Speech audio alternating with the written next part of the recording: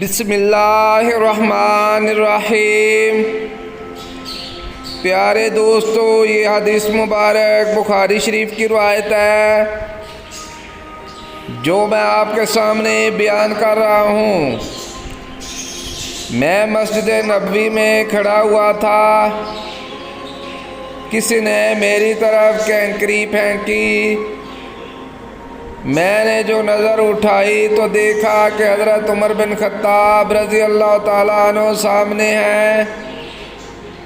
آپ نے فرمایا کہ یہ سامنے جو دو شخص ہیں انہیں میرے پاس بلا کر لاؤ۔ میں بلا لایا۔ آپ نے پوچھا کہ تمہارا تعلق کس قبیلہ سے ہے،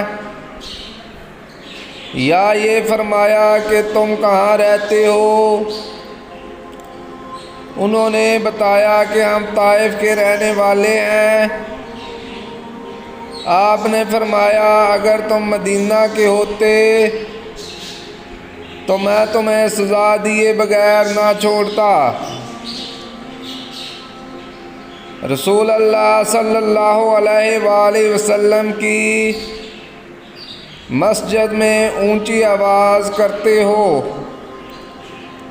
پیارے دوستو، اگر آپ حدیث مبارک سننا پسند کرتے ہیں تو اس طرح کی مزید حدیث کے لیے چینل کو سبسکرائب کریں۔ برائے مہربانی ویڈیو کو لائک بھی کر لیں۔